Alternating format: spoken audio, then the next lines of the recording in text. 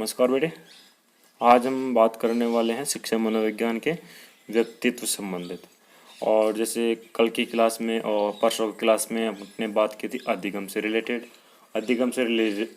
अपने क्वेश्चन भी कराए थे। परसों क्लास में 10 क्वेश्चन कराए थे, कल 30 क्वेश्चन कराए थे, टोटल 40 क्वेश्चन करा दिए थे। और आज अपन लेकर आए हैं व्यक्ति से संबंधित एक क्वेश्चन लेकर आए हैं। और उनसे पहले व्यक्तित्व के बारे में थोड़ा जान लेते हैं।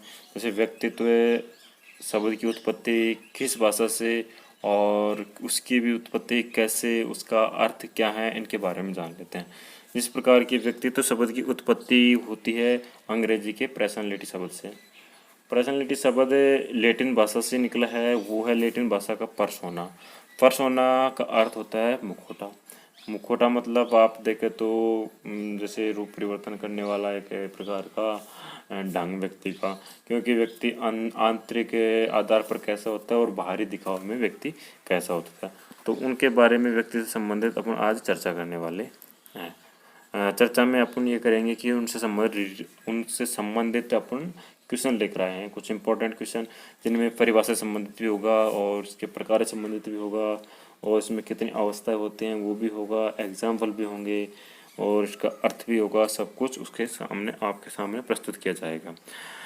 अब अपन शुरू करते हैं क्वेश्चंस। लेकिन क्वेश्चन से पहले एक बात और मैं आपको कहना चाहता हूँ, यदि आप लोग हमारे चैनल पर नए हैं तो प्लीज़ चैनल को सब्सक्राइब कीजिए और साथ ही में जो बेल आइकन की घंटी है उसके ऊपर भी प्रेस कीजिए, ताकि जैसे हमारी कोई नई क्लास आए तो उससे पहले आपको एक नोटिफिकेशन मिल सके और आपको क्लास को अटेंड कर सकें।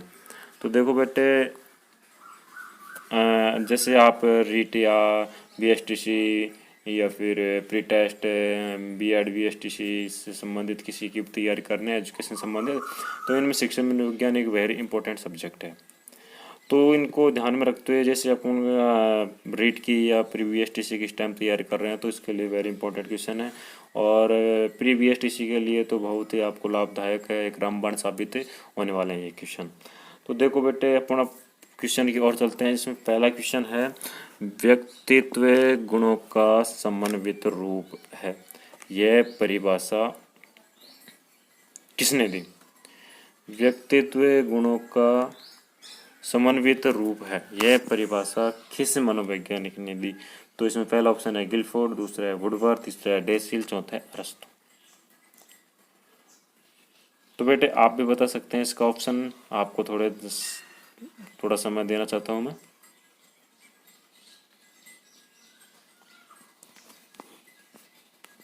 अच्छा बेटे, देखो क्वेश्चन नंबर 1, व्यक्तित्व गुणों का समन्वित रूप है, यह परिभाषा किसने दी?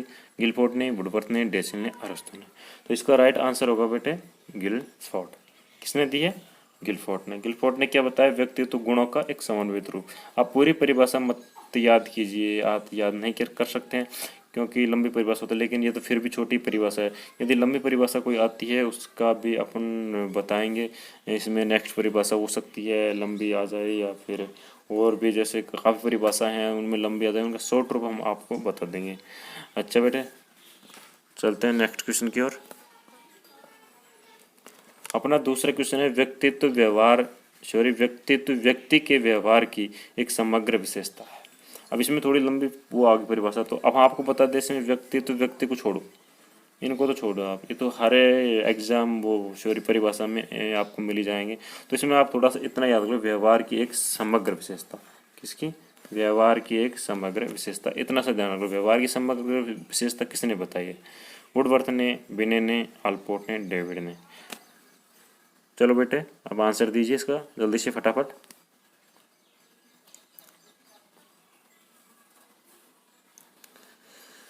अच्छा बेटे, क्वेश्चन नंबर 2 का राइट आंसर हो जाएगा मिस्टर वुडवर्थ। क्वेश्चन नंबर 2,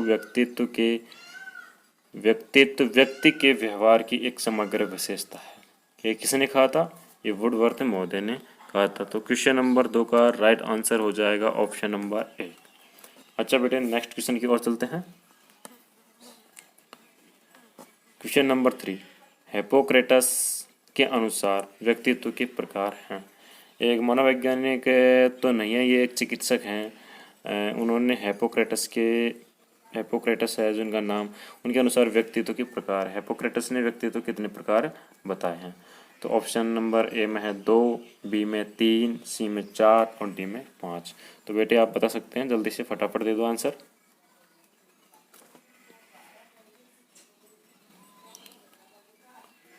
देखो बेटे, हिप्पोक्रेटस ने व्यक्तित्व के 4 प्रकार बताए हैं। 4 प्रकार कौन कौन से हैं मैं आपको बता देता हूँ। पहला है मंद, कौन सा है? मंद। और दूसरा है खिन्न, मंद, खिन्न। और क्रोधी, कौन सा है? क्रोधी।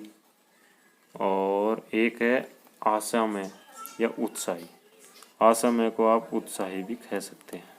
तो 4 प्रकार बताए, मंद, खिन्न, क्रोधी और उत्साही। ये किसने बताए हैं? हिप्पोक्रेटस ने। किसके बताए हैं? व्यक्तित्व के। कितने प्रकार बताए हैं? 4 प्रकार। तो आपको ध्यान रखना होगा, आपसे पूछ लिया कि व्यक्तित्व के कितने प्रकार हैं, हिप्पोक्रेटस के अनुसार ऐसे पूछ सकता है, तो आपको बता देना है 4 प्रकार हैं।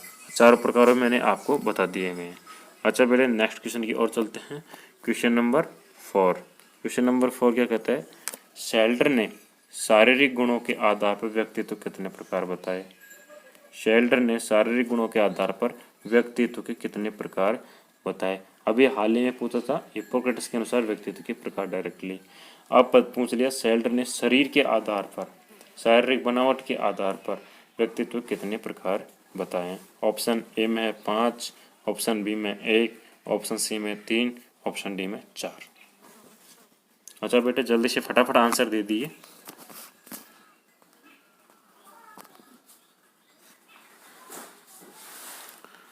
देखो, शेल्टर ने व्यक्तित्व के प्रकार बताए हैं 3। ऑप्शन नंबर सी आपका राइट आंसर हो जाएगा।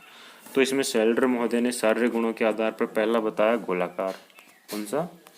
गोलाकार। और दूसरा बताया इन्होंने आयताकार, व्यक्ति का आकार आयताकार। और तीसरा बताया इन्होंने लंबाकार। पहला इन्होंने शेल्टर मोदी ने बताया गोलाकार, दूसरा आयताकार और तीसरा लंबाकार बताया। तो शेल्टर मोदी ने कितने प्रकार के बताए? शारीरिक गुणों के आधार पर व्यक्तित्व के प्रकार किसने? शेल्टर मोदी ने 3 प्रकार के बताए थे। तो इन्होंने गोलाकार को एंडोमार्फिक कहा गया है, आयताकार को मेसोमार्फिक और लंबाकार को एंटोमार्फिक कहा गया है।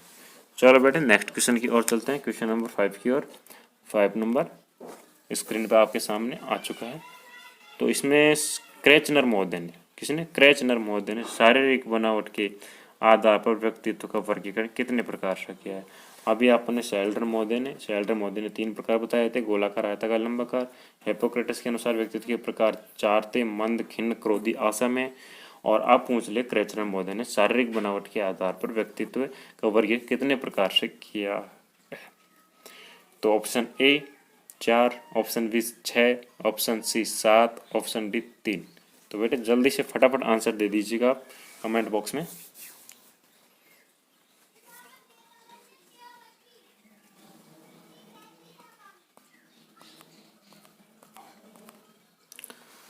अच्छा बेटे, देखो क्रेचनर महोदय ने व्यक्तित्व के जो प्रकार बताए हैं शारीरिक बनावट के आधार पर, वो बताए हैं कितने? 4। अब 4 कौन कौन से हैं? पहला है गोलाकार, कौन सा है? गोलाकार। दूसरा है इनका सुडोल। और तीसरा है लंबकाय, लंबकाय। और चौथा है संतुलित, संतुलित। ठीक है, तो 4 प्रकार बताए हैं किसने? क्रेचनर महोदय ने, गोलाकार, सुडोलकाय, लंबकाय और संतुलित आकार का। तो ये क्रेचनर महोदय ने शारीरिक बनावट के आधार पर 4 प्रकार बताए। अब इन्होंने 4 प्रकार के गोलाकार को गोलकाय भी कहा गया है और संतुलित को डाइस प्लास्टिक कहा गया है। तो क्रेचनर महोदय के अनुसार कितने प्रकार के हो गए? 4 प्रकार के। शेल्टर महोदय के अनुसार कितने हो गए? 3 प्रकार से। हिप्पोक्रेटस महोदय के अनुसार कितने हो गए? 4 प्रकार से। अच्छा बेटे, नेक्स्ट क्वेश्चन की ओर चलते हैं, क्वेश्चन नंबर 6। क्वेश्चन नंबर 6 पूछ रहा है व्यक्तित्व का पंचकारक मॉडल किसने प्रस्तुत किया? व्यक्तित्व का जो पंचकारक मॉडल है, सिद्धांत है, वो किसने प्रस्तुत किया? ऑप्शन ए पालकास्टा, option B Robert Mackay, option C A व बी दोनों, ऑप्शन डी कोई नहीं। बेटा जल्दी से फटाफट आंसर दे दीजिएगा, कमेंट्स बॉक्स में कमेंट कीजिए और क्लास को लाइक शेयर ज़रूर कीजिएगा, लाइक शेयर ज़रूर कीजिए। शेयर करो बेटे अधिक से अधिक, ताकि अपने साथियों को पता चल सके कि शिक्षा मनोविज्ञान की क्लास इस टाइम लाइव चल रही है और वो भी अपने क्लास को अटेंड कर सके।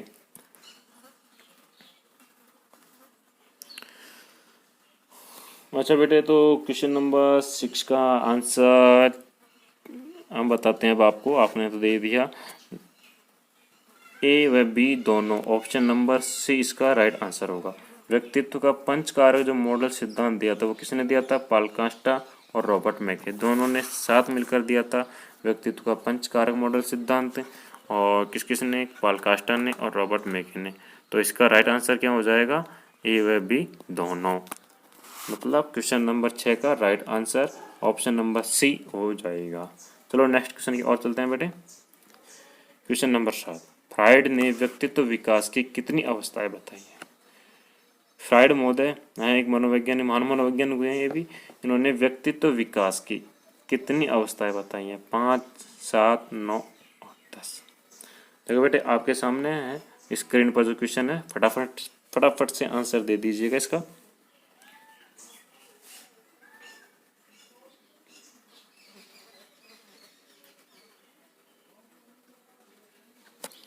अच्छा बेटे देखो, इसका option number A right answer हो जाएगा। इन्होंने फ्राइड महोदय ने 5 प्रकार की अवस्थाएं बताई हैं विकास की व्यक्तित्व की। तो देखो बेटे वो काफ़ी लंबी है, मैं आपको ऐसे ही बोलकर ही समझा देता हूँ, आप ध्यान लगाकर सुनना है आपको। देखो बेटे, पहली जो अवस्था है वो है मुख्य अवस्था, जो जन्म से 8 माह तक होती है। इसमें काम शक्ति, इसमें मुख, होठ, जीभ द्वारा चूस कर बच्चा है जो अपनी काम शक्ति को आगे बढ़ाता है।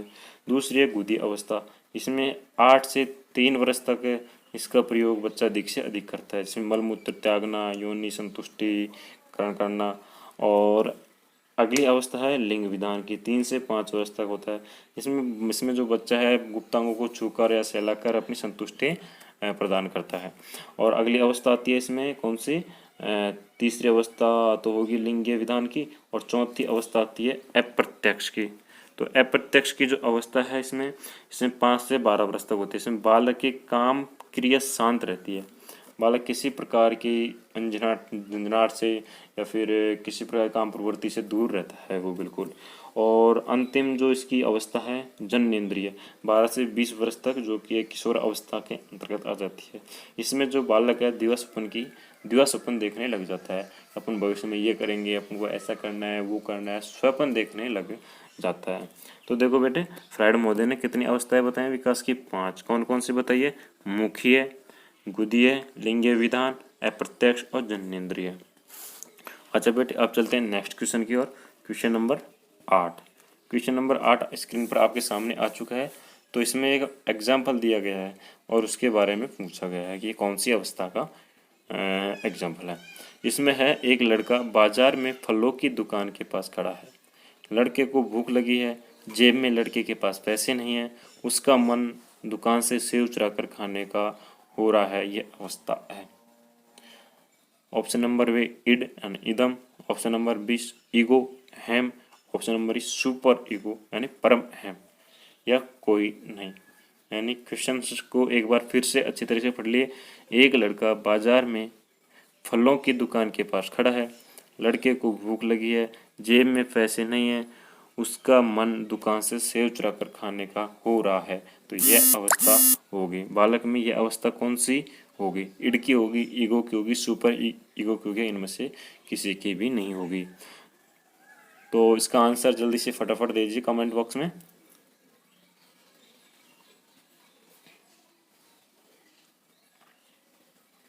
अच्छा बेटा इसका राइट आंसर हो जाएगा ऑप्शन नंबर ए यानी इड की, मतलब इदम की, क्योंकि ये अवबोधात्मक है। बच्चा क्या है? एक अवबोध है, उनके पास पैसे नहीं है और उनके पास खड़ा है, तो मन उनका सेब खाने का हो रहा है, तो वो चुरा कर भी खाने का की अवस्था को पैदा करेगा। तो ये अवबोध है वो अभी, इदं मतलब अवबोध, हेम मतलब बोधात्मक, बोध हो चुका है उसको हेम है, अपने आप पर घमंड है। और तीसरा सुपर ईगो मतलब आदर्शात्मक। सुपर ईगो होगा वो ऐसी हरकतें बिल्कुल नहीं करेगा। अहम व घमंड वाला व्यक्ति है तो इसमें घमंड की स्थिति ज़्यादा रहती है अहम में। अच्छा, तो इसका राइट आंसर क्या हो जाएगा बेटे? ऑप्शन नंबर ए, 8 का ऑप्शन नंबर ए यानी एड इसका आंसर हो जाएगा। चलो बेटे नेक्स्ट क्वेश्चन की ओर चलते हैं। क्वेश्चन नंबर 9, लैटिन भाषा में पर्सोना का अर्थ है। लैटिन भाषा में किसका पर्सोना का अर्थ है? व्यक्तित्व, व्यक्तिगत, अपूर्व, मुखौटा। अभी आपको क्लास शुरू होने से पहले मैंने इसका आंसर जो व्यक्तित्व का संबंधित है उसको एक विस्तृत रूप में थोड़ा बताया था, उसमें इसका आंसर छुपा हुआ है। तो इसमें लैटिन भाषा में परसोना का अर्थ है। परसोना लैटिन भाषा का शब्द है, ये अंग्रेजी का शब्द है, इससे कौन सा निकला है? पर्सनालिटी। तो अंग्रेजी के पर्सनालिटी शब्द से परसोना बना है, और परसोना का अर्थ क्या होगा इसमें? बताइए बेटा जल्दी से फटाफट कमेंट बॉक्स में आंसर दीजिएगा।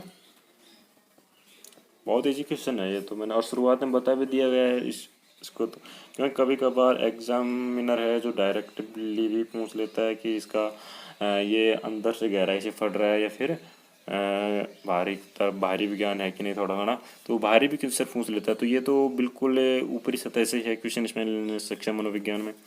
तो देखो बेटे इसका राइट आंसर हो जाएगा ऑप्शन नंबर डी, मुखौटा। परसोना का अर्थ क्या होता है? मुखौटा। ये क्यों मैंने शुरुआत में समझा दिया था। अच्छा बेटे नेक्स्ट क्वेश्चन की ओर चलते हैं।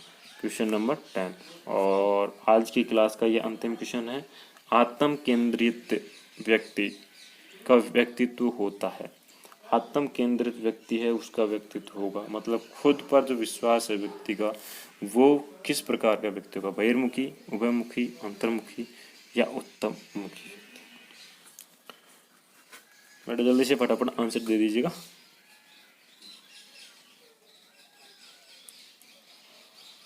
देखो बेटे इसका राइट आंसर हो जाएगा ऑप्शन नंबर सी, अंतर्मुखी व्यक्ति। आत्म केंद्रित व्यक्ति है जो अपने ही सुनेगा, अपने ही करेगा, ना कि किसी दूसरे की सुनेगा। वो खुद की सुनेगा, खुद की करेगा, इसलिए वो अंतर्मुखी व्यक्ति होगा। वो किसी दूसरे के सामने अपनी इच्छाएं प्रकट बहुत कम करेगा। तो बेटे देखो आज क्लास यहीं पर समाप्त होती है, लेकिन ये वीडियो को आप अधिक से अधिक शेयर कीजिए, लाइक कीजिए, कमेंट्स कीजिए, और जिससे भी हमारा भी हौसला बढ़े, ताकि हम भी नई नई क्लास आपके सामने लेकर आए, नए नए क्वेश्चन आपके सामने लेकर आए जो आपके एग्ज़ाम में काफ़ी बेहद महत्वपूर्ण साबित हो सके। और अंत में एक ही बात कहना चाहता हूँ मैं कि क्लास को अपने दोस्तों के पास शेयर कीजिए, लाइक कीजिए, कमेंट्स कीजिए। अच्छा बेटे।